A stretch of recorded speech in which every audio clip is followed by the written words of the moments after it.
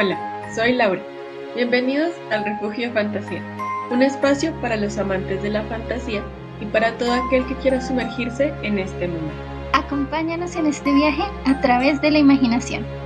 En el episodio de hoy estaremos conversando con Angélica Caballero, editora y librera en Mirabilia, la primera librería especializada en fantasía, ciencia ficción y fantástica en Bogotá. Angélica estudió diseño gráfico y cine, y es fotógrafa y profesora. Esperamos que disfruten el episodio. Empecemos. Hola Angélica, otra vez al refugio. Hola Laura, ¿cómo estás? Bien, gracias. ¿Y tú? Bueno, gracias por aceptar esta invitación, por reprogramar esta entrevista como 3 veces, que ha sido toda una odisea. No, gracias por sacar el tiempo, de verdad, sí, gracias por el tiempo y por pues aceptar la invitación. Entonces estamos muy contentas de poder hablar contigo. Mirabilia siempre nos ha parecido un proyecto muy chévere y pues como hablamos de fantasía acá, pues qué mejor que poder hablar contigo. La primera pregunta es, ¿cómo llegaste a la literatura fantástica o a la literatura de fantasía? ¿Cuáles fueron esos libros que te acercaron a ella? Bueno, si hacemos una retrospectiva, eh, arranqué en realidad con los cuentos de hadas tradicionales, convencionales. De hecho, ahorita haciendo aseo en la casa volví, los encontré lo que queda de la colección de unos cuentitos que se comenzaron a editar, yo creo que hace por ahí unos 40 años. La editorial Oveja Negra sacó una colección que creo que era como semanal, yo no sé bien si eran como por entregas, mejor dicho. Y tenían los cuentos muy resumidos para niños, ilustrados, la mayoría cuentos de estos que uno conoce como tradicionales, de los hermanos Grimm, de Perrault. Y generalmente yo decía que como por las películas de Disney había comenzado mi gusto por la fantasía, pero pensando más hacia atrás, creo que en realidad sí fueron estos cuentos y estos libros que fue como la primera colección que tuve, que me compraba mi mamá en realidad, y era lo que leíamos.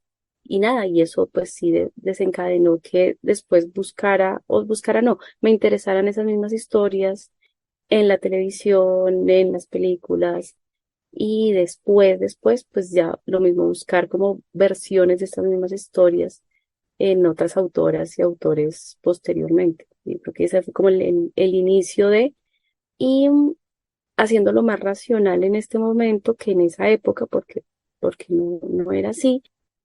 Creería que fue eso, que no estoy del todo segura, pero sí fue como lo primero que tuve y lo primero que me leían en realidad, que me siguió interesando. Es decir, en ningún momento se me fue el interés por este tipo de literatura. Y de hecho, todavía 40 años después es lo que más me gusta. Las historias, entre más fantásticas, entre más haditas tengan, entre más magia tengan, es lo que me sigue llamando más la atención. Creo que arrancó desde ahí. Y creo que en uno de nuestros intentos yo hablaba de los cuentos de las hermanas Grimm que uno veía en Caracol, ¿no? Con su en versión anime, también es todo un cruce ahí de mundos, pero que no veía con la canción, que uno escucha la canción, para ponerla algún día en algún lugar del refugio. Y uno ya dice, ah, esos son los cuentos de las hermanas Grimm, ¿no? Y como cuando uno era chiquito, bueno, yo chiquita, no sé si cuando eras chiquita tú también ya los pasaban o no, hasta ya no llega mi conocimiento. Sí, sí, ¿Sí? no sé bien desde qué edad, pero sí, yo también los veía, no tan chiquita, pero sí adolescente, creo que ya los veía. Entonces eso tiene mucho tiempo y creo que todavía lo siguen dando. Entonces creo que eso siempre lo acerca a los niños colombianos que tienen acceso a un televisor, creo que esos cuentos los han, pues los han acercado a las hadas y a los cuentos de hadas en general, ¿no? Y en ese mundo de la literatura fantástica, pues, ¿qué es para ti la literatura de fantasía, la literatura fantástica? Pues sí, un poco eso que te decía, ¿no? Pues para mí, yo nunca la he estudiado en realidad académicamente. Tal vez alguna teoría he leído por ahí, pero ahorita no la recuerdo bien. Pero en general, pues aquella que tiene elementos que no podemos relacionar con nuestra cotidianidad y que efectivamente en su modus operandi, digamos, se salen de lo que podemos comprobar y constatar verídicamente, digamos, sería para mí una forma de decirlo. Sobre todo, digamos que la fantasía como tal, que está ligada a esos, no sé, otros personajes, otros mundos. Creo que mis referencias siguen siendo eso, ¿no? Entonces, si hay hadas, si hay magia, si ocurren hechos que no tienen una explicación racional, pero además que no la necesitan, es decir, que suceden mágicamente justamente, desde todas las formas que esto puede pasar, ¿cierto? De pronto no siempre la magia de varita que uno conoce más tradicionalmente, o pues, digamos, magos y brujas tienen distintas formas de hacerlo y otros seres también, es decir, no necesariamente solo los magos y las brujas. Digamos que si desde ahí inició, o sea, la referencia que tengo, entonces es un espectro supremamente amplio y efectivamente las fronteras cada vez más se van difuminando, pero eso sería para mí como tiene esos elementos, se enmarcaría dentro de la fantasía.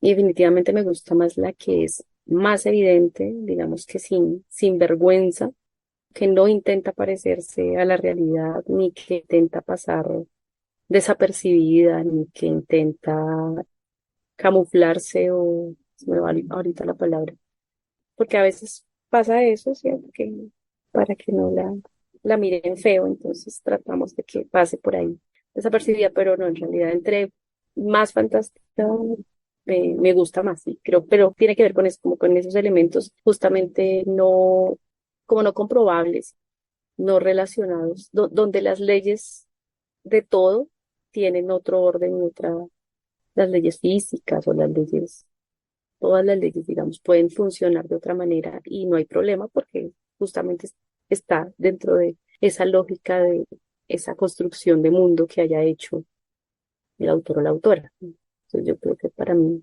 esa sería como una forma de identificarla y una forma como yo la reconozco, como te digo, para mí y lo que me interesa, más allá de pronto de teorías académicas. No, tú tranquila aquí. Busco lo que tú piensas. Ok, ok. Y sí, ¿no? Como hay como la fantasía tiene problemas a veces porque busca esconder, no busca, pero como no ha sido vista como un género así como respetado sobre todo por la academia y por ciertos círculos literarios, pues sí es verdad que a veces intenta como disfrazarse para entrar a esos círculos, ¿no? Pero ahí vamos, poco a poco, yo creo. En Latinoamérica falta mucho, pero ahí vamos. Y ahora, hablando de Mirabilia, ¿cómo surgió todo ese proyecto? ¿Y qué te motiva a trabajar con la literatura fantasía y con Mirabilia, ¿no? ¿Qué te llevó y a seguir haciéndolo todavía? Pues creo que lo mismo, en realidad, Mirabilia nació, pues nace de los dos, de Felipe y de una intención. En realidad, Mirabilia nació de los dos, pero ya había un proyecto anterior que era más de Felipe. Y es que tú eres muy joven, pero en una época, en los remotos noventas, era muy complejo, y antes del todo el boom cinematográfico de franquicias como Harry Potter o franquicias como El Señor de los Anillos, la literatura, pues, estamos hablando de dos series de libros de literatura fantástica justamente, que no eran tan difundidos, no eran, digamos que Harry Potter sí creo que abrió también un camino grandísimo comercialmente, y eso sí yo creo que acá yo creo que sí se distribuyó como a la par, ¿no? Harry Potter sí fue como, Sí, lo piratearon. no, sí, como que se distribuyó a la par y incluso sí ya pirata y todo el asunto. Pero, por ejemplo, El Señor de los Anillos y antes y todo lo otro que podamos conocer, no se distribuía, era muy difícil encontrarlo, muy costoso.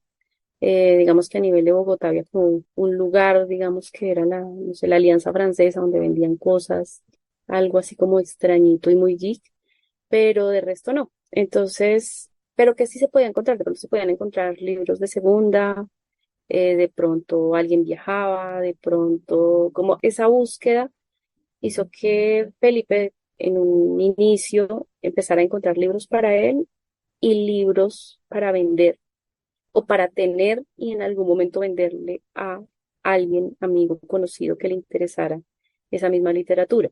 Entonces, en realidad empezó por una necesidad primero personal y después de sufrir mucho con una necesidad personal, creo que respondió a, pues sí, como a tratar de ayudarme, como no queremos que, o pues si nosotros ya los encontramos, de pronto hacemos más fácil el encuentro de otras personas con esta literatura. Entonces, tratar de ponerla en un solo lugar. Entonces, digamos que Felipe arrancó con este proyecto hace muchos, muchos años y luego, digamos que le dimos como un nombre, otro nombre y una organización un poquito más recientemente, pero que ya va más o menos para 13 años. Partió de ahí, es decir, de poder recolectar los libros, ponerlos en un solo lugar, dar a conocer autores y autoras, cosa que es muy, muy, muy, muy difícil. Es decir, si no está mediado por, como por todo, por como la gran publicidad o los medios, digamos que en la historia de la librería tenemos libros de autores y autoras que nos gustan mucho, pero que nadie nunca compra porque no los conocen. Y aunque la intención es darlos a conocer, es muy difícil que la gente se arriesgue. O sea, sí hay personas que se arriesgan, pero son muy poquitas. Así como, ay, recomiéndeme algo o venga a ver esto.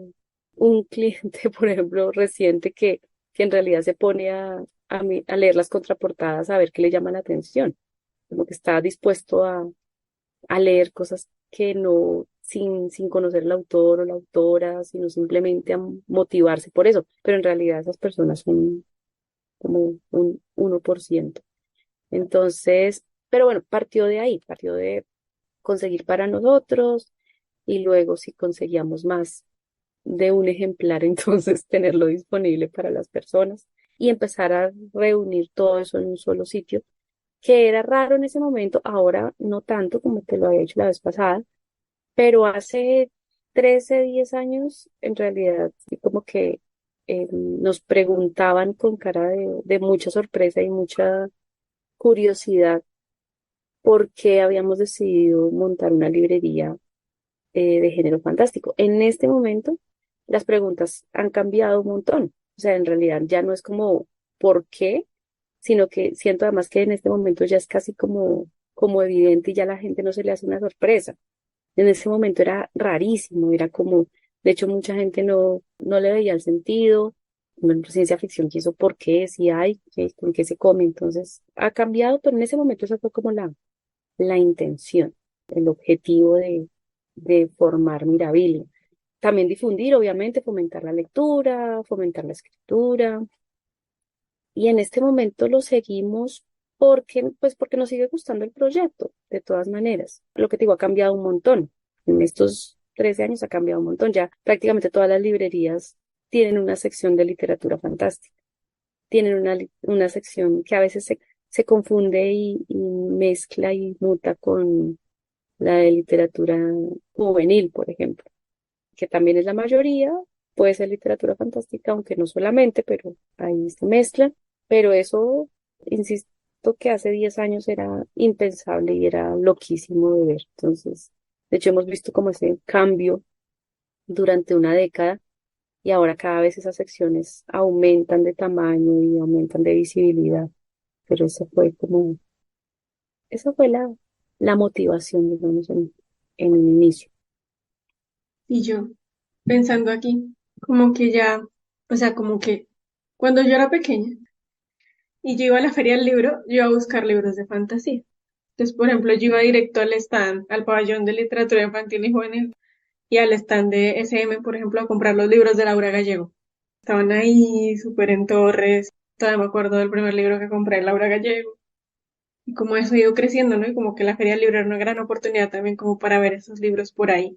Y pues tú que has vivido el gremio de la edición y de las librerías, como conocer todo ese trasfondo y pues desde tu testimonio de ver cómo ha crecido, pues, porque pues yo lo veo, pero como desde afuera, ¿no? Como lectora, pues de algún modo, no estoy ahí tratando de traer los libros, de tratar de venderlos, de promocionarlos, de distribuirlos, no, no, como y unido con esto, pues, ¿qué piensas de la distribución y venta de libros de literatura fantástica o de fantasía en Latinoamérica y en Colombia? ¿No? Como qué retos se enfrenta y, pues sí, qué retos hay, qué pasa en ese sector. Pues sí ha cambiado un poquito, pero no mucho. Y no sé, la verdad, sí, bueno, yo creo que ahí sí ya estoy perdiendo las esperanzas.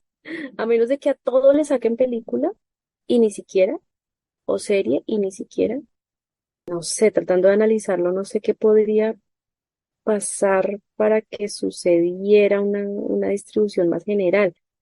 Es que todo eso viene ligado a temas económicos, a la economía en general, en la economía del país, pero además, en nuestro caso particular en Colombia, está ligado de todas maneras a una tradición de qué es la literatura y qué es la cultura, y qué se tiene que promocionar y qué se tiene que de todas formas seguir vendiendo sobre otras cosas, y se va a seguir vendiendo lo que la publicidad siga promocionando. Y en ciertos círculos se va a seguir vendiendo lo que los medios quieran. Entonces, si hablamos de la Feria del Libro, como tú dices ahorita, si apenas arranca la Feria del Libro, los grupos económicos dicen que lo que hay que leer es tal cosa porque es el autor o la autora del momento y es lo que hablan. Seguramente va a ser el libro más vendido. Y si no es el libro más vendido, de todas formas puede salir un artículo en donde diga que es el libro más vendido. Y entonces posiblemente sí lo sea a punta de, ¿cómo se dice eso? De predicción forzada. Este es el libro más vendido, va a ser el libro más vendido y entonces va a ser el libro más vendido. No, la distribución está terrible, sigue terrible. O sea, sí, listo, ya, no sé, Planeta trae o publica El Señor de los Anillos. En fin, eso es todo. Y tal vez de hace unos 2 o 3 años para acá descubrieron el agua tibia y entonces traen otras cositas de Tolkien.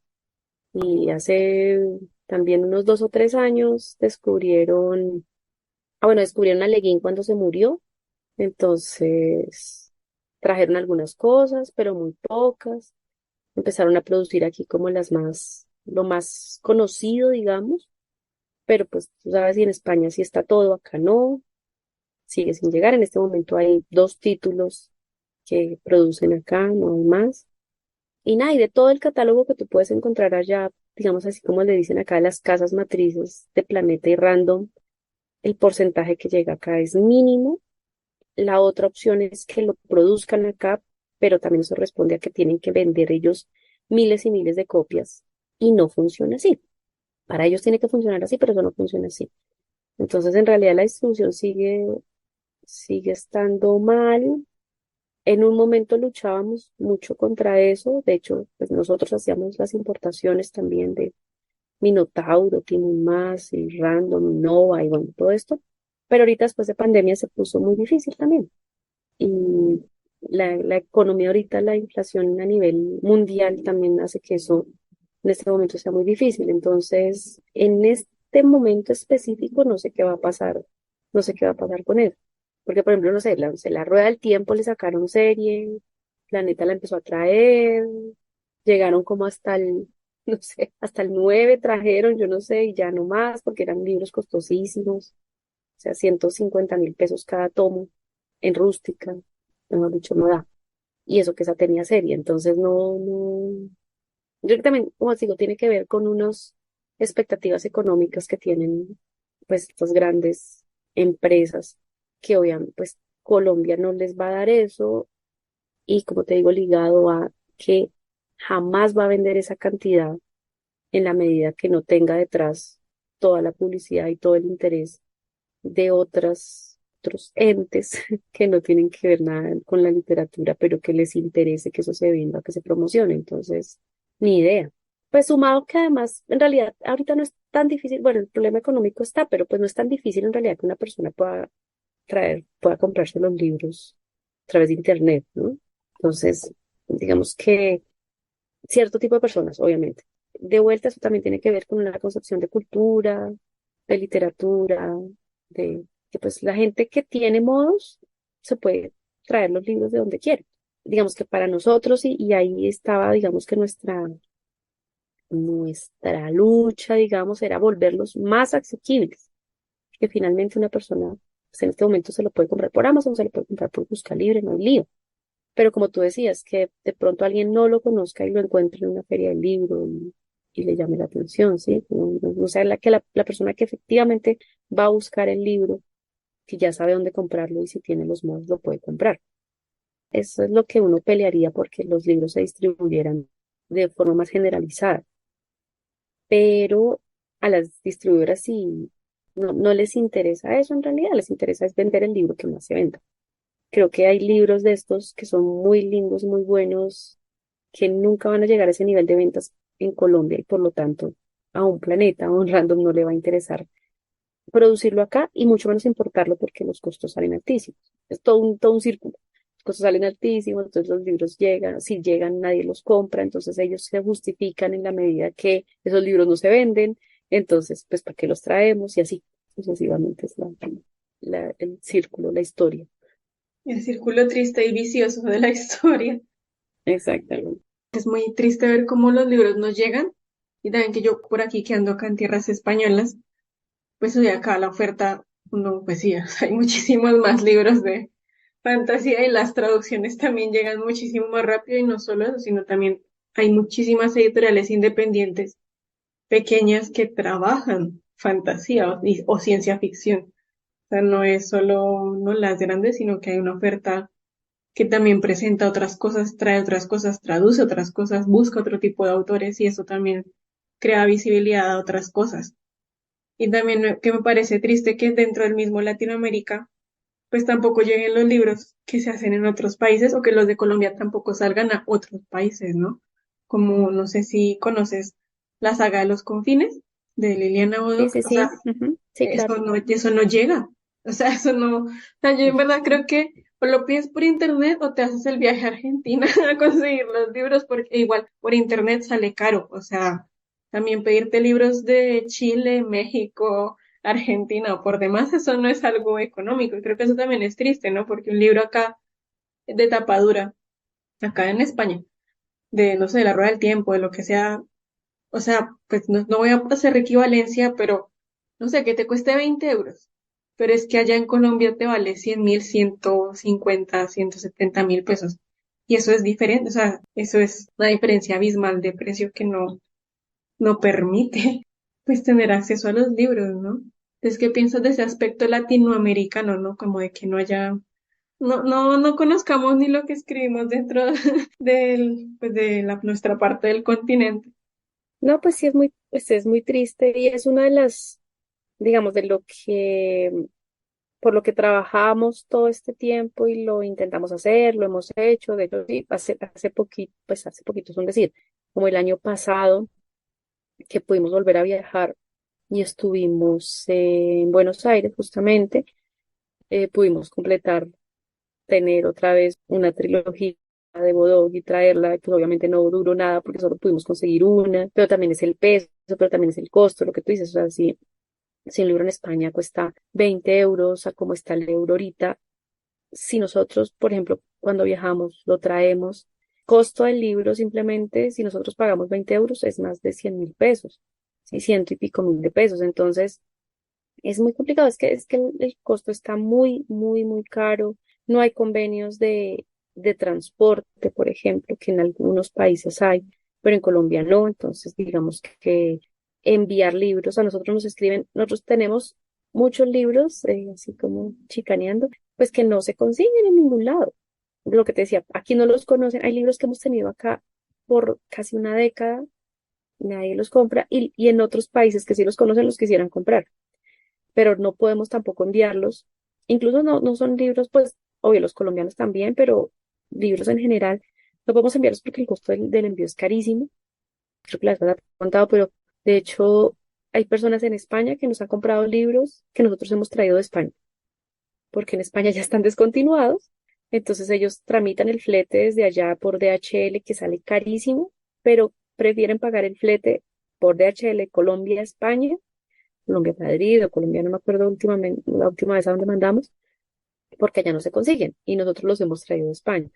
Entonces, en realidad son los costos. Sí me parece tristísimo lo que tú dices. O sea, nosotros quisiéramos traer y distribuir muchísimas editoriales que nos encantan españolas, independientes, ¿cierto? No sé, Amor de Madre, Duerme Vela, no sé, la Biblioteca de Carfax, muchísimas que hemos visto, pero los costos son imposibles. O sea, los costos aduaneros, los costos de transporte, harían que esos libros llegaran aquí a un precio imposible, que nadie los compraría, y la inversión para nosotros sí el riesgo es altísimo, altísimo, y de hecho lo hemos hecho durante todos estos años, y en este momento la verdad estamos en un momento de replantear todo eso porque en realidad el costo y el riesgo es mucho, lo mismo, vamos a volver este año a la Feria de Editoriales Independientes en Buenos Aires en agosto, y hay muchas editoriales allá también muy interesantes, especializadas también, y queremos traer, el año pasado trajimos algunitos, este año traeremos, pero es muy poco, o sea, lo que le cae a uno en una maleta, que de hecho en algún momento fuimos muy criticados por otras entes de aquí del sector editorial, que era como que eso que hacíamos no valía la pena porque era muy poco, ¿no? O sea, en realidad no es un libro que se vaya a difundir porque si traes 3 o traes 5 ejemplares, pues, pero pues es lo que podíamos hacer y es lo que podemos hacer. Si de eso a nada, preferiblemente eso, obvio, sería mejor tener muchos más, pero lo que te digo, el riesgo es muy grande. O sea, traer libros, por ejemplo, la última vez que fuimos a Barcelona trajimos unos de Gigamesh, que siempre traemos, pero los únicos que se agotaron fueron los más conocidos, otra vez. Pero hay unos, por ejemplo, de Tim Powers, por ejemplo, que la mayoría es fantasía, muy interesante, pero como no se conoce, ahí los tenemos. Entonces dice uno, bueno, pero todo, o sea, la inversión, el viaje, el peso, el costo, chan, chan, chan. Entonces hay varios factores, pero sí o sea, para nosotros es terrible que nuestros libros, por ejemplo, como editorial, no estén en México, no estén en Argentina, no estén en otros países, pero es lo mismo, o sea, digamos, el problema básicamente es económico y obviamente también de voluntades políticas, digamos, ¿cierto? De convenios. Aquí pasa una cosa muy compleja y es todo lo que la doble moral, la doble moral cultural, digamos. Es como, sí, queremos que la gente lea, queremos que el libro se difunda, queremos un montón de discursos, pero detrás de eso no hay actos reales que promuevan que esto suceda. Digo, no hay convenios que bajen los costos, no hay voluntad de muchas cosas para que esto se haga real. Entonces, lo único que uno puede hacer desde sus restringidos medios es lo que hemos hecho y seguiremos haciendo en la medida de lo posible, pero cada vez o sea, no, los libros están costosísimos porque también todo aquí es a precio de dólares por si sí o por si no, ¿cierto? Todo sube, entonces los tiquetes, todo. Entonces, no sé la verdad qué va a pasar, es muy triste. La otra opción era la edición en cada país, ¿no? Es decir, no sé, hablar con las editoriales independientes españolas e imprimir acá, y hablar con las editoriales independientes, o sea, argentinas, mexicanas, e imprimir acá, pero también ahí sí, es un riesgo muy alto, es decir, una edición, no sé, de 500 por ejemplo, que es poquito, de nuestros propios libros, que son ediciones de 500 ejemplares, duran añísimos en venderse. Entonces, en realidad, para nosotros sería mejor, no sé, un punto intermedio, ¿cierto? No imprimir acá, eso no se va a vender tanto, o no todos los títulos que uno quisiera distribuir, ¿cierto? De pronto eso se puede hacer con un título, dos, tres, pero no con todos los títulos que uno quisiera vender. No podemos editar todos los títulos, pues para eso están las editoriales, no podemos editar todos los títulos de las otras editoriales acá. Entonces, no sé, es súper triste, sí, es como que a la feria o aquí a la librería llegan y no tienen no sé qué, y no tienen no sé qué, y no tienen, no, y por ahora no hay como desafortunadamente una luz de qué va a pasar con eso, porque no hay voluntades muy claras. Mientras que además, digamos, en otros países, pues ellos sí se autoabastecen y no tienen mayor problema, ¿no? Es un poco lo que pasa con España. Entonces, ellos en realidad no les interesa que uno les compre o vendernos derechos o algo por el estilo, pues porque finalmente se autoabastecen y viven en ese círculo. En Argentina pasa un poco parecido, ellos sí compran mucho también sus ediciones propias. Bueno, ya sí pasa en otros lugares. En Colombia estamos como que ni la producción es tan masiva como en otros países, pero importar es muy caro. Entonces sí estamos ahí y lo que tú dices, que una persona compre es costoso. Entonces lo que te digo, sí hay personas que lo pueden hacer y lo hacen, y eso hace también que la urgencia para que eso cambie cada vez se dilate más, porque tiene que ver otra vez con la gran desigualdad que hay acá. No es que nadie pueda leer esos libros, no, claro, la persona que los puede traer, los va a traer y los va a poder leer, o la persona que los quiera leer digital, o bueno, no sé, hay tantas cosas que suman a esa desigualdad que es muy complicado de pronto pelear por otro tipo de políticas, porque no va a pasar. O sea, una persona se lo quiere comprar por busca libre por Amazon, lo va a hacer y lo va a tener y ya, pues a esa persona muy poco le importa si otra persona lo puede tener. Entonces, sí es triste, pero es el panorama que la verdad no es es nada alentador en este momento.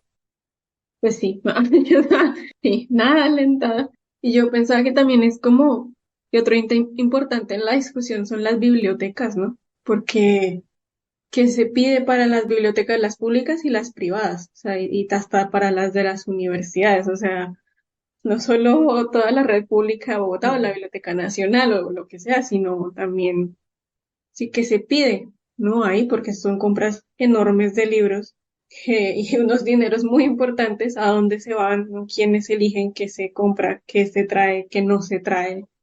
Y que en realidad la biblioteca como un espacio, una institución que fomenta la lectura y que debería poder fomentar o debería fomentar pues todos los géneros, ¿no? No solo algunos o no solo algunos autores, como entra ahí también en esta discusión, ¿no? Por ejemplo, si las personas, y que es muy triste que una persona que no tiene los medios pues tampoco puede, o sea, ni siquiera tiene la posibilidad de que el libro se le aparezca al frente alguna vez en su vida, porque es que no va a pasar, porque no. Sí, sí, sí. Aunque mira que eso sí, lo que pasa es que lo mismo, creo que de un tiempo para acá, como la cuestión así consumista nos ha agobiado un poco, pero las bibliotecas acá en general, y ahí sí, obviamente después de que pude comprar los libros, no volví a una biblioteca, ahí sí es culpa mía, pero eran muy buenas, es decir, la Luis Ángel nos permitió a nosotros en esos años oscuros noventas que te digo que no se conseguían, pues leer muchas cosas, porque increíblemente muchísima de esa literatura sí estaba en la Luz Ángel, muchísima, muchísimo Minotauro, muchísimo, y yo me imagino que todavía deben estar. Pero la cultura también de las bibliotecas, de ir a la biblioteca, de buscar el libro en la biblioteca, creo que no existe ya, o sea, es muy, muy raro. Y de hecho todo eso tampoco entra dentro de los índices de lectura, que también es una pelea mía siempre. Es como, la gente no lee, la gente, pero eso está basado en el consumo de los libros, digamos, en la compra de los libros. Ni siquiera en que la gente se lo lea o no se lo lea, sino en que lo compre, ¿no? Pero estoy casi segura que ese índice de lectura de la gente no contempla las bibliotecas tampoco. Ni cuántas veces el libro es sacado de la biblioteca, ni qué libros hay, ni nada de eso. Entonces tienes razón que eso tampoco se mira. No sé ahorita cómo estén las bibliotecas, no he hecho ese rastreo, pero sí es verdad que, por ejemplo, alguna vez hace muchos años que trajimos otros cuantos de Gigamesh, la biblioteca, la Luis Ángel, de hecho sí nos compró a nosotros, porque pues nadie más los tenía. Pero sí, ¿quién busca que comprar? Una biblioteca es la que efectivamente debería tener todo eso que no llega, que debería hacer las importaciones, que debería, por lo menos para que algunos ejemplares estuvieran ahí disponibles para todo el mundo. Sí, eso es. Y nosotros, algunos de esos libros que no se consiguen en ningún lado, sí nos los han comprado las bibliotecas y de hecho o sea, para nosotros es preferible porque justamente por eso no los va a tener una persona en su biblioteca restringido, sino lo va a poder leer mucho más gente. Sí, eso también es un serio problema, pero lo mismo depende de quién está ahí encargado. Mira, a nosotros nos ha pasado que las personas encargadas que van a las ferias del libro buscando qué comprar para las bibliotecas tampoco tienen un gran conocimiento. Entonces, por ejemplo, nosotros que teníamos, ahora nos queda poco, pero en algún momento tuvimos casi todo el mundo disco de Terry Pratchett disponible. Llegó una persona de una biblioteca, no me acuerdo cuál, y cuando vio que era de bolsillo, dijo, ah, no, se lo pido a random. Entonces fue como, bueno, no se dejaba hablar tampoco como decirle, oye, no lo vas a conseguir en random. pero pues tampoco, o sea, ni volvió a hacer la tarea, ni nos los compró, ni nada. Obviamente si fue a random, pues en random le dijeron nosotros no los tenemos. Entonces, también pues hay un gran desconocimiento de esas personas porque vuelve sobre lo que les digan, lo que te decía al comienzo, ¿no? Lo que es más vendido, lo que está de moda, lo que... Entonces, desafortunadamente, hay personas que se dejan guiar, hay personas que no se dejan guiar. Sería súper chévere efectivamente que esos libros, muchos libros que hemos tenido y que hemos podido traer al país, hubieran terminado en bibliotecas, pero no fue así. Y poder también hacer convenios, pero también, pues sí, ¿no? Como ellos que tienen dinero también quieren a veces que uno se los dé como muy barato por ser biblioteca, pero pues tampoco se puede. Bueno, son un montón de situaciones complejas y desafortunadamente la mayoría regidas por cosas económicas, básicamente. Definitivamente el mundo del libro es un mundo muy complicado. Totalmente. La gente no se imagina eso. O sea, las personas que quieren un libro no se imaginan todo lo que está detrás de eso. Muchas cosas. Mafias, ahí sí, como dicen incluso. O sea, Sí, ¿no? Y la crisis del papel y por demás, ¿qué está pasando por ahí en el mundo? Eso está, pero sí, exactamente, ¿no? Y que, exactamente. o sea, hablando como que me surgió la idea que también, como tu medio cultural, hay muchas instituciones que afectan en el medio cultural en el que uno puede crecer y que determina lo que uno puede conocer, ¿no? Y lo que no, también. Exacto. Yo aquí alguna vez estuve hace muchos años en una charla que era para justamente adolescentes y sí jóvenes, pero más hacia adolescentes, en donde uno está en una edad que uno quiere ser así como único y rebelde. Y entonces la gente, los chicos y chicas decían que no, que ellos leían lo que ellos querían. Y me da un poco risa entre la ingenuidad de decir que leen lo que ellos quieren, porque en realidad leen lo que les permite toda esta maquinaria conocer y leer y tener a su disposición. No es o sea, hay tantas cosas que no se conocen y tantas cosas que podrían leer y tal vez mejores, no sé, eso ya son criterios de valor, pero en realidad no, es lo que, de hecho, tristemente, como todo, están leyendo lo que les imponen los medios y la publicidad y todo, no en realidad casi nunca lo que quieren porque tampoco se conocen y tampoco hay herramientas, por ejemplo, para buscar o para conocer más allá de lo que te ponen de frente, ¿no? De lo que te ponen las vitrinas o de lo que te dice todo el mundo. Y entonces tú crees que no, o los chicos y chicas creen que no, pero en realidad sí, es lo que les están diciendo todo el tiempo, es esto, es esto, es esto. Entonces es mucho más complicado y mucho más grave de lo que uno pensaría incluso, pero sí, todo sigue como ese camino natural, como con muchas cosas de la vida en realidad, pero no, la literatura no se escapa de eso.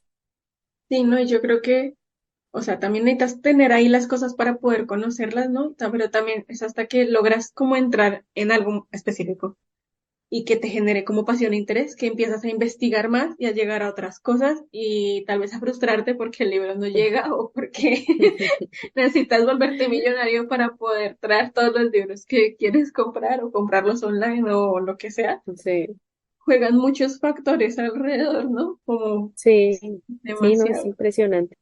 demasiado. Y como en medio de todas esas de ese interés, ¿no? Volviendo a ese interés por este tipo de literatura y tú como lectora, como ya cambiando un poco de tema, ¿en qué momento de la historia y con quiénes consideras que se puede empezar a hablar de una tradición de literatura fantástica o fantasía femenina? Uy, complicado. Yo no leí como en orden cronológico, soy malísima para las fechas, es decir, de hecho, terminé leyendo tal vez cosas más recientes antes y luego leyendo cosas más clásicas y hay mucho del gusto, como te decía, aunque yo soy profe y soy académica, hay cosas que me gusta como separar, o sea, no le meto lo académico a todo. Entonces, ¿con quién puedo? O sea, para mí, creo, no sé si te lo decía la vez pasada, pero bueno, yo sí, la mayoría de lo que leo son autoras pues desde siempre, porque pues resultó que era lo que más me gustaba, que me di cuenta que era lo que más me gustaba. Digamos que no, en un inicio no lo hice por una decisión política, digamos, pero resultó que sí, y cuando uno tiene muy poco tiempo, entonces tiene que elegir muy bien sus lecturas porque no tengo tiempo de leer todo lo que quisiera leer. Entonces, casi que voy a la fija y gracias a Felipe también. Felipe lee mucho más que yo, tiene un ritmo de lectura más amplio y me conoce muy bien. Entonces, como que me dice como esto te va a gustar y casi que seguro que me va a gustar. Hay otras que sí me arriesgo yo a leer primero, algunas me han gustado, otras no, pero prácticamente sí, en este momento elijo solo autoras. Yo creería de las que yo conozco, porque seguramente hay muchas más, pero definitivamente yo creería que con Angela Carter, para mí Angela Carter es lo máximo y creo que la influencia de prácticamente todo lo que se escribe ahorita de literatura fantástica escrita por mujeres, o sea, creo que sí, si no nombran a Angela Carter la están ocultando, en realidad.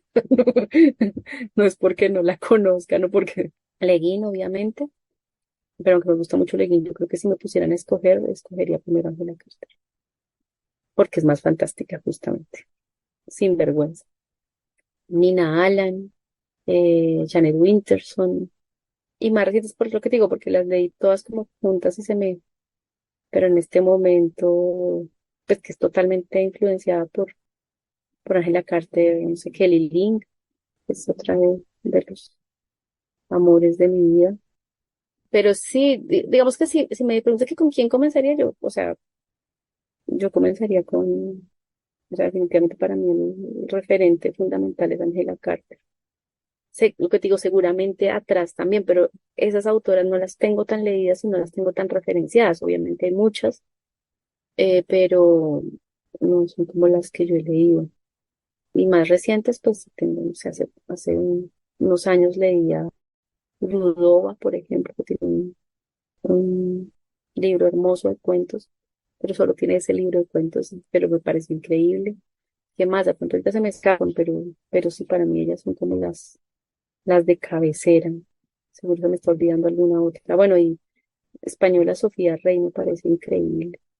La quiero muchísimo, también me parece que la tiene clarísima también. No, eso se me viene ahorita a la cabeza.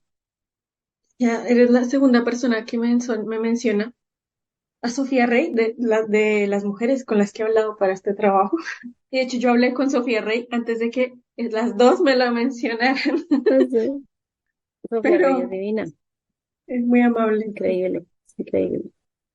Y entonces, pasando a otra pregunta, ¿consideras que la mujer aporta una perspectiva diferente, tal vez a la de los hombres, a una perspectiva más masculina en la literatura de fantasía? ¿Cuál o cómo sería esa perspectiva desde tu punto de vista, valga la redundancia? Sí, sí, no, totalmente.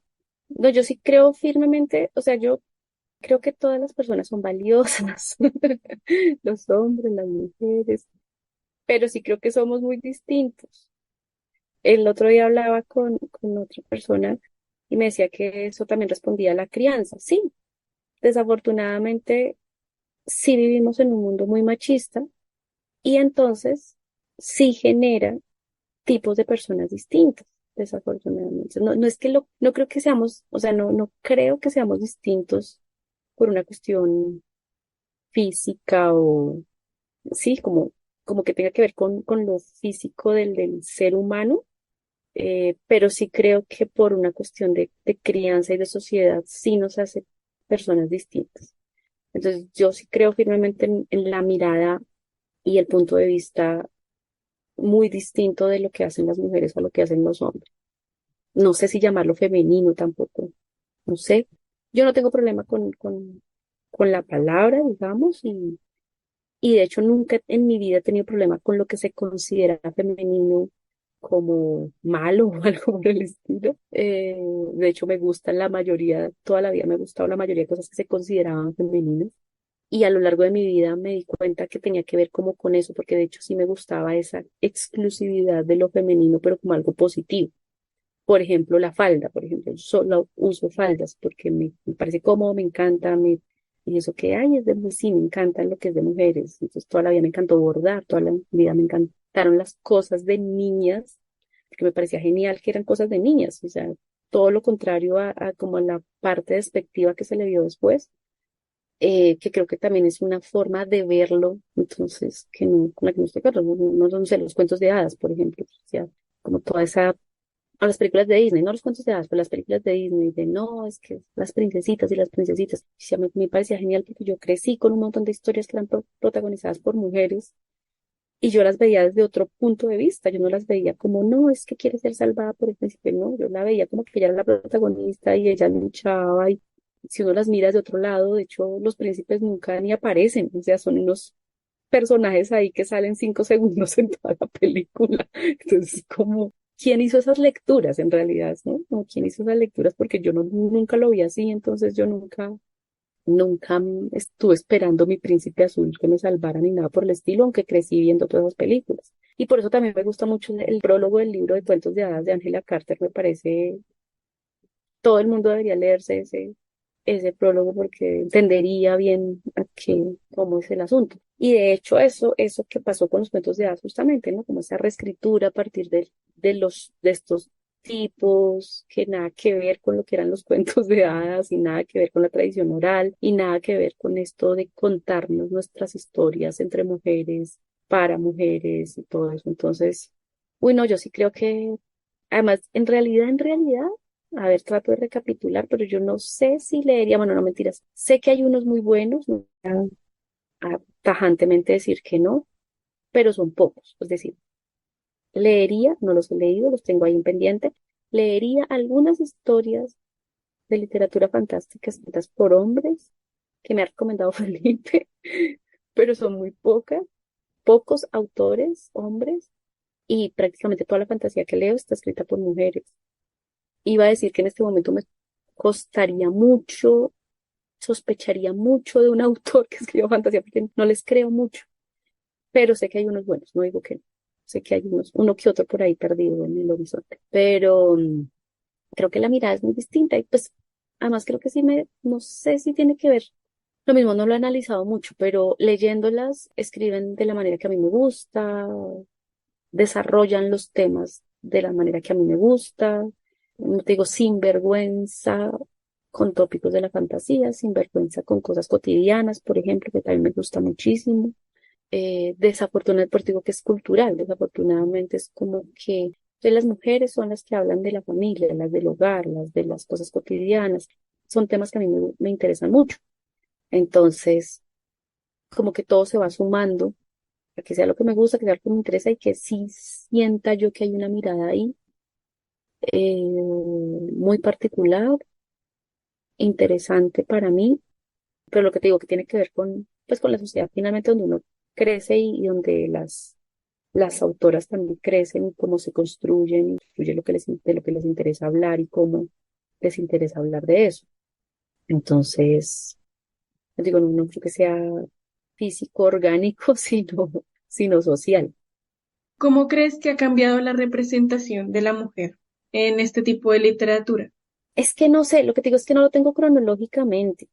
Entonces, Ah, sí, no, es pero decir, según tus propias lecturas, o sea, como mm, la porque Angélica de es los que, 90, ¿qué tipo de mujeres veían esos libros y tal vez ahora en otro pero tipo, es por que ejemplo, en Sofía Rey, cómo son esas sí, protagonistas, ¿no?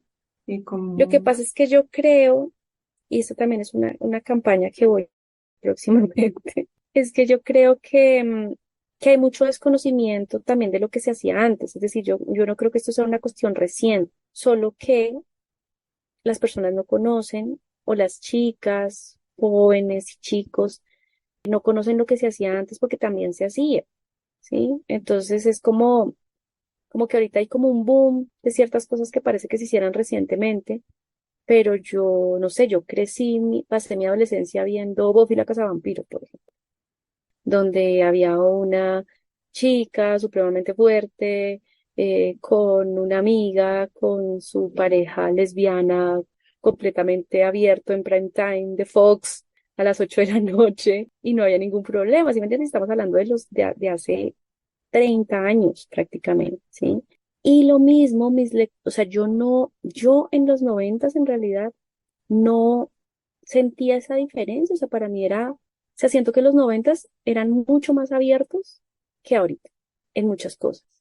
Y digamos, lo que te digo, pues, estos libros, estos libros de Ángela Carter o de Leguín, estamos hablando de Leguín de libros de los 70. Lo que pasa es que la gente hace una relectura ahorita como si Leguín se lo hubiera escrito ahorita a su ser actual, luchadora. Pero en realidad Leguín escribió esos libros en los 70, ¿sí? Y muchas autoras estaban escribiendo libros supremamente, digamos que podría pensarse ahorita como revolucionarios hace décadas, pero las personas no los conocen, ¿sí? Entonces se siente que es algo como nuevo, pero en realidad no.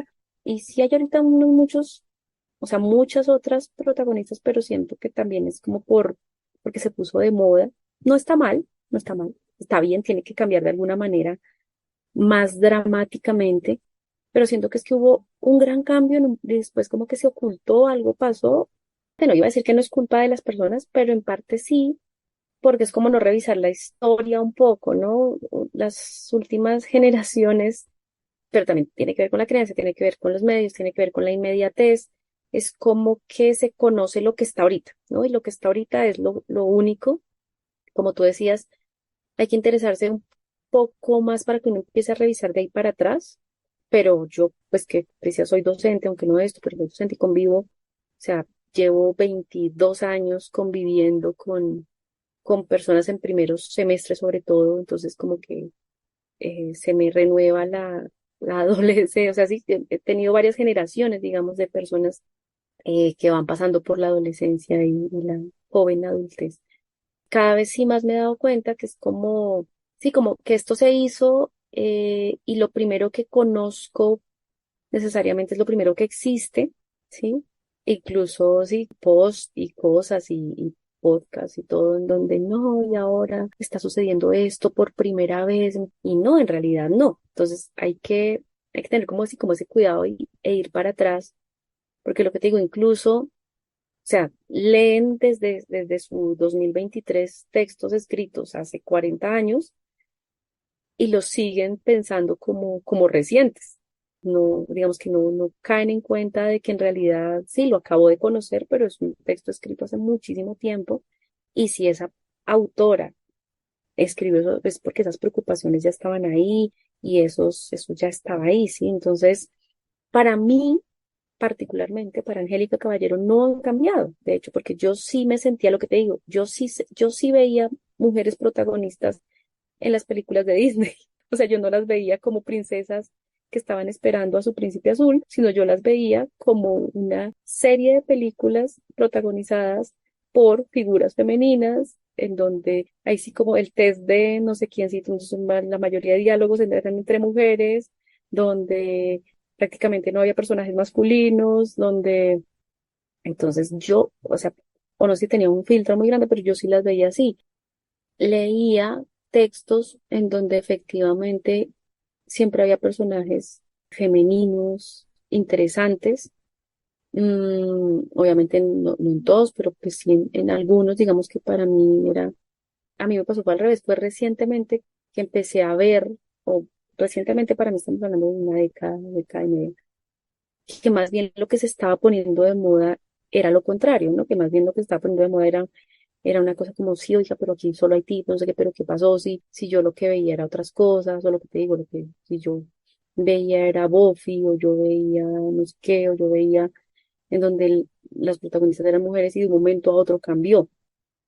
Y entonces a partir de ese cambio, de pronto como brusco, volvió a haber como un resurgir de, oiga, no, ya pongámoslo como de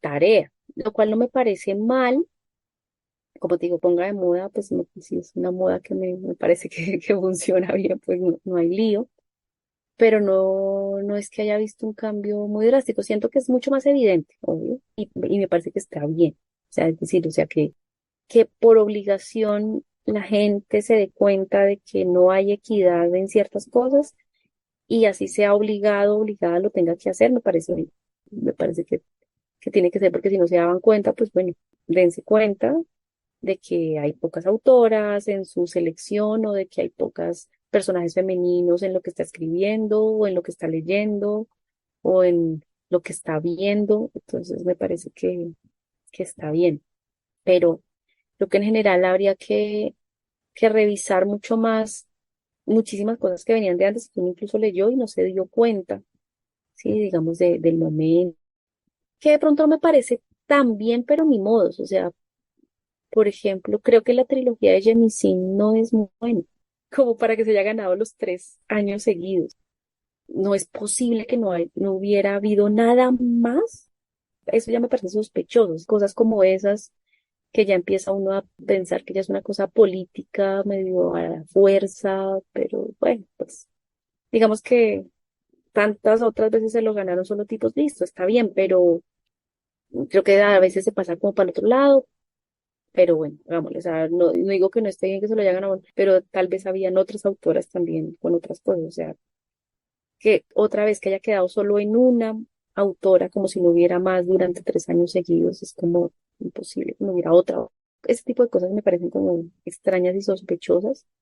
Y hay muchas más. Creo que se sigue bien, se sigue otra vez centralizando, ¿no? Entonces ahora pongamos a esta autora como la figura de la corrección política, ¿no? O sea, faltan mujeres, entonces pongamos a esta y quedémonos con esta y dejemos a esta ahí y no vemos a otro montón que hay por otro lado, sino como ya tenemos ese nombre ahí, dejémoslo ahí.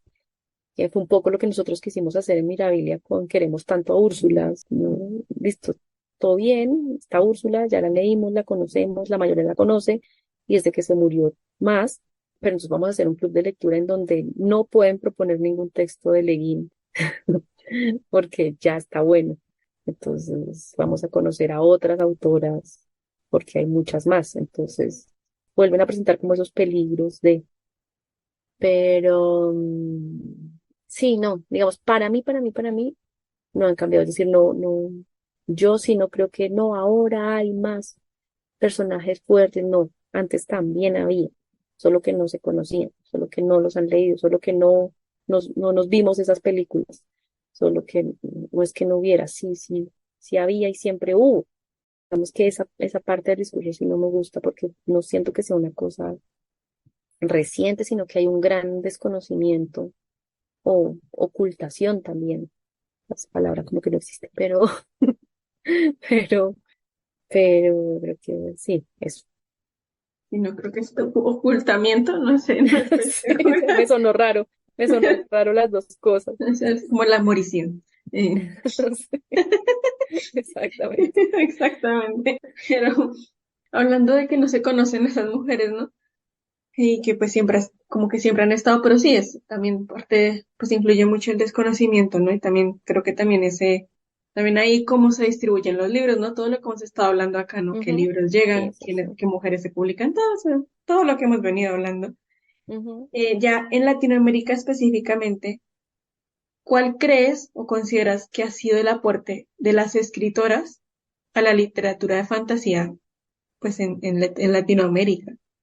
Uy, no, ahí sí, tristemente he leído muy pocas latinoamericanas, o sea, en comparación.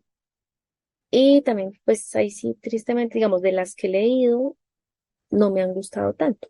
Por eso no las he seguido leyendo. O sea, he leído algo y no me ha gustado tanto, entonces ya no. Pero sí, a ver, no he leído muchas. Me parece que sí han contribuido. Lo que pasa es que, bueno, tengo un problema con lo latinoamericano también. Yo no me siento tan, a ver, como que no soy mucho de la onda de defender lo latinoamericano por latinoamericano. Entonces también por eso como que no me esfuerzo mucho. O sea, como te digo, si no me gusta, pues ya no la leo, por más latinoamericana que sea.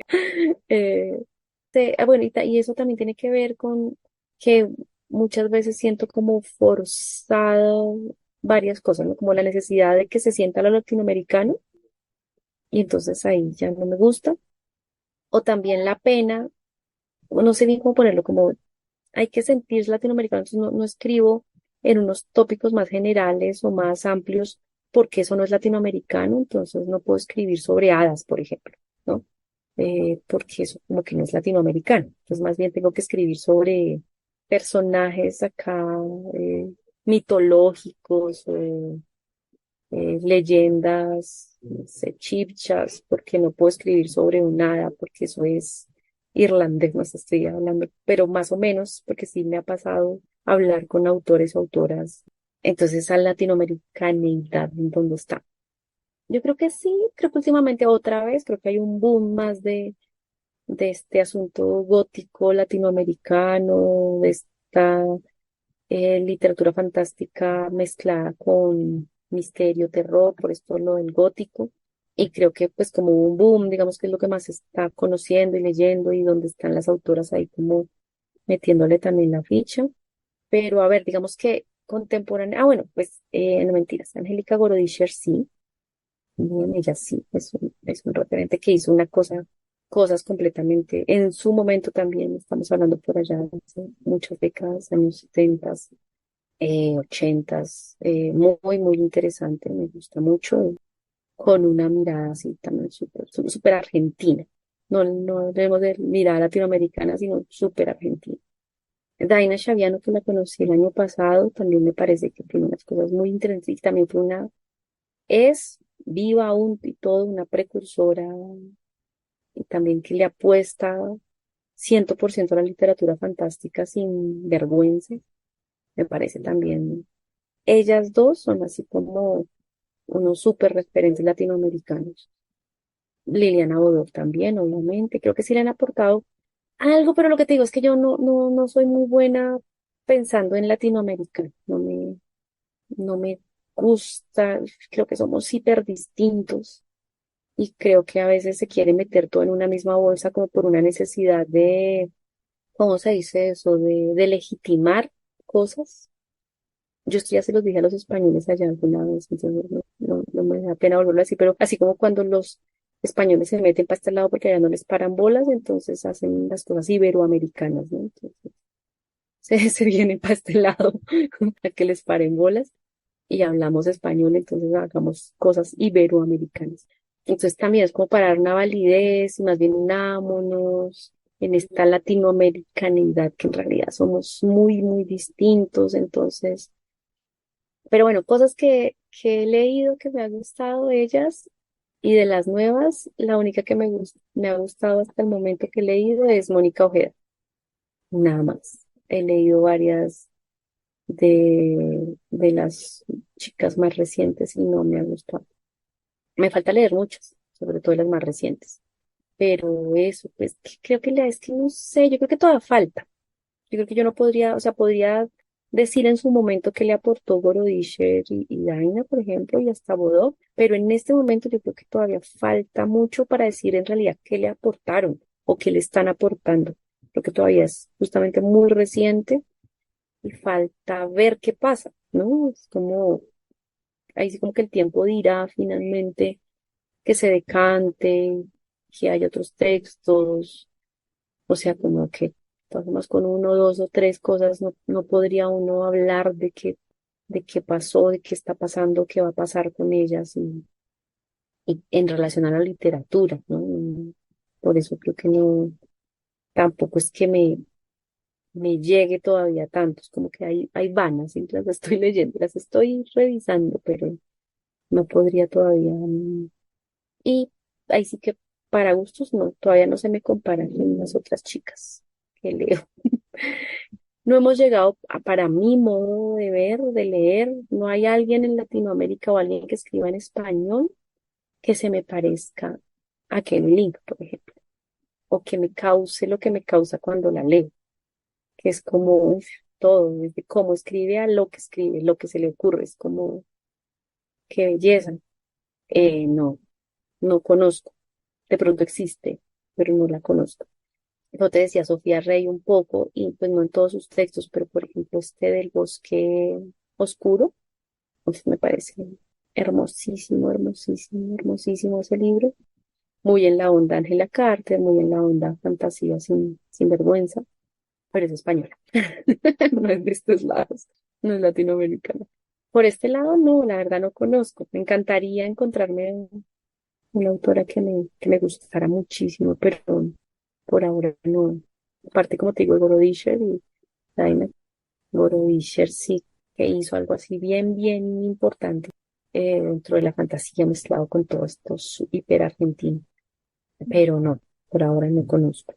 Pues no No, conozco y las que he leído, insisto, no, no, no me matan. sí, no, igual es que, como retomando un poco lo que dices al principio, como que si es escribir fantasía desde Latinoamérica, sin importar el país en el que uno esté, es todo un tema, creo yo, ¿no? Porque está eso, desde qué tradición escribimos, ¿no? ¿Qué tradición tomamos como referente? Y creo que, o cómo hacemos la mezcla, o como no, como hibridamos, o no. Como yo una vez hablando con Verónica Murguía, ella decía, es que yo no escribo, o sea, no tomo mitología mexicana, no azteca, o lo que es azteca, porque no se me da. Yo escribo es fantasía medieval, y es lo que me gusta y es lo que, no, pero siempre está esa cuestión, esa, no sé cómo decirlo, si esa, sí, esa reflexión, pero esa como, pero es que es algo más fuerte que una reflexión, siento yo, ¿no? Como ese sentirnos en se puede escribir fantasía desde Latinoamérica. ¿Qué es escribir fantasías de Latinoamérica, no? ¿Y qué tipo de fantasía se escribiría?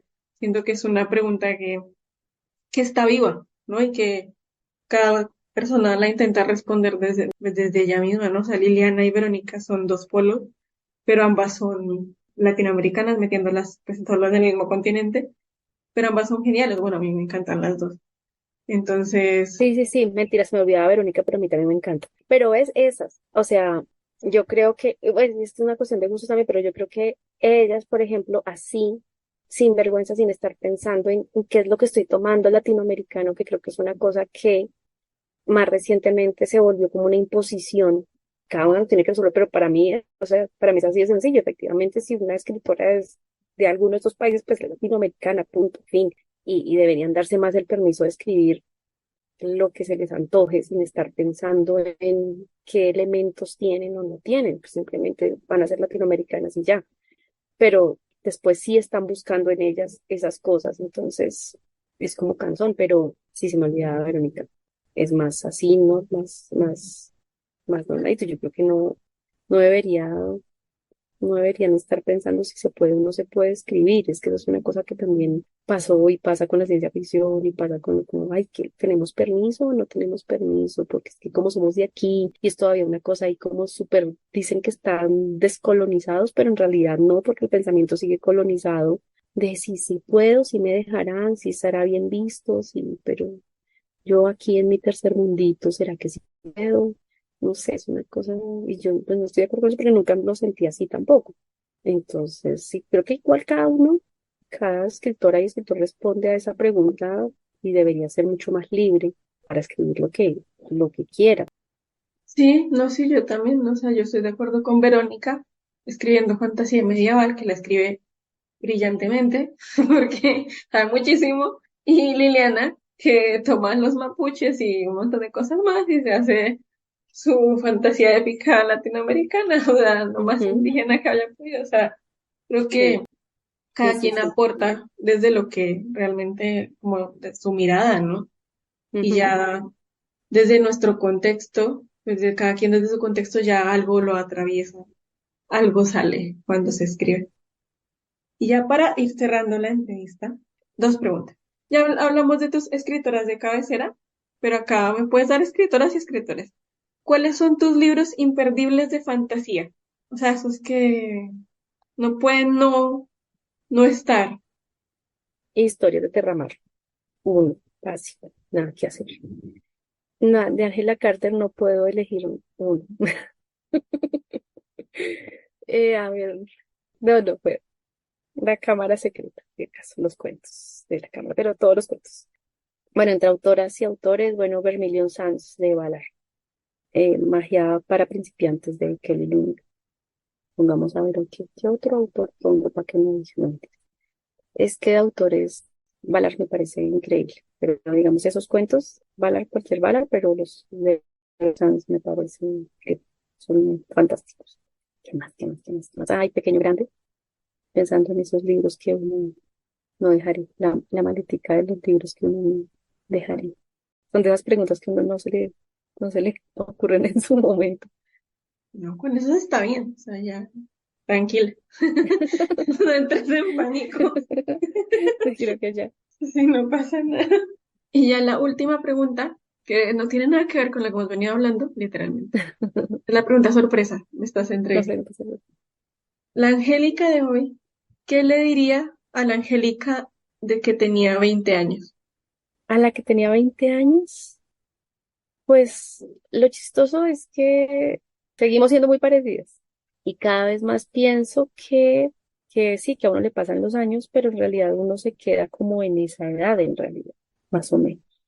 Y pienso en mis papás y pienso en mis abuelos y que como que uno se siente más mayor y viejo porque el cuerpo así lo dice, pero en la cabeza uno sigue teniendo esos gustos y se sigue sintiendo así. O sea, yo la verdad me sigue gustando casi todo lo que me gustaba a los 20 años, incluso el marido es el mío.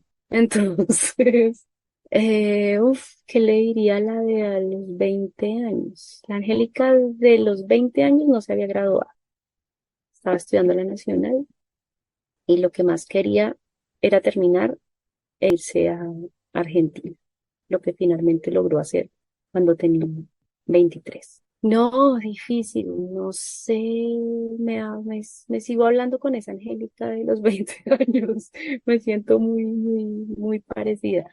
No muy parecida a la más joven, pues digo que es que creo que esa edad me siento muy parecida a la de los 20 21 años, muy parecida. Creo que le diría que va bien, porque estoy muy conforme con lo que esa Angélica de los 20 años hizo para a esta de los 43. Entonces, con todo y todos los errores que cometió, todo lo que la embarró, ahí sí me siento hablando como la mamá de si tuviera 30,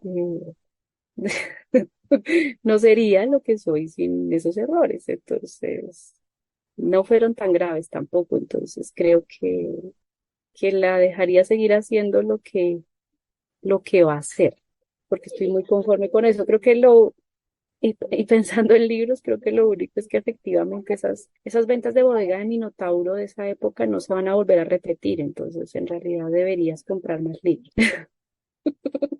Estaban baratos en ese momento. Una venta de bodega de Minotauro, eso no, eso yo nunca lo he vivido, yo nunca lo he vivido, eso. No, efectivamente tenía como 20 años y aquí saldaron todo Minotauro, entonces tú encontrabas libros a 5.000 pesos, 10.000 pesos. Nuestras ediciones de pequeño, grande, tapadura de Minotauro, las compramos a 10.000 pesos, en más o menos en cuando tenía 20 años, entonces, Que aproveche más, que que tocaba, aprovecho, que debía haber tocaba, comprado más libros. debí haber comprado más libros en ese momento, efectivamente, porque no se va a volver a repetir. No, esas cosas no pasan. Ahora ya no pasan, en esa época pasaban. Bueno, y la Angélica de los 20 años era la del cambio del 2000. Cumplí 2000 y empezó el 2000. Entonces sí, fue una época interesante, pero no, bien, no tengo nada que advertirle más grave que eso. Sí, eso es muy grave. Eso es muy grave. Bueno, sí, es cierto. Pero bueno, Angélica, pues muchas gracias por tu No, tiempo, tu gracias a ti. disposición. No, para cualquier cosa, qué pena tanto desencuentro, pero la vida se vuelve así un poquito, ¿no? Llena de 20.000 cosas y Sí, yo creo que uno se gradúa de compromisos. la universidad y ya no hay vuelta atrás, básicamente, para lo Y que eso es le la digo a vida. sí, eso le digo a mis estudiantes, y el tiempo es muy corto en la universidad. O sea, yo me gradué a los 21, bueno, luego me gradué a los 26, pero del pregrado me gradué a los 21 y ya el resto es vida adulta, es mucho tiempo de vida no divertida. No mentiras, yo me divierto. Pero no, sí, sí hay un cambio. O sea, definitivamente hay un Sí, cambio después de graduarte de la universidad. Y pues sí. gracias por tu tiempo, gracias por hablarnos de San Angélica de los 20 años, por todas tus vivencias en el mundo editorial librero bogotano, colombiano, en Argentina, en Barcelona, por el mundo. Muchísimas gracias. También gracias a Felipe que les dijo algo por ahí en algún Sí, momento. pero luego no, ya se voló. Entonces, que saludos, que otro día hablamos Bueno, con él. Muchísimas gracias, de verdad, no, por todo el tiempo y por no. aceptar. mi No, invitación. gracias por invitarme y bueno, pronto nos vemos si vienes o vas o vamos. Sí, o también va María. No, Vale, la se conocen. vale, vale, vale. Listo. Bueno, pues, Entonces, mil gracias, de verdad. vale, Laura, no. No, no, no, gracias a ti, que te vaya muy bien. Gracias por escucharnos. Esperamos que hayan disfrutado el episodio. Les recordamos que pueden encontrarnos en Spotify, YouTube, Google Podcast, Spreaker, Instagram y otras plataformas. Antes de irnos, queremos preguntarles, ¿conoces alguna librería especializada en ciencia ficción o fantasía? ¿Cuál? Déjalo en los comentarios. Chao. Noticias del refugio. En el próximo episodio traeremos una entrevista con el profesor Brian Atbury. Nos escuchamos pronto. Atrévete a cruzar el umbral.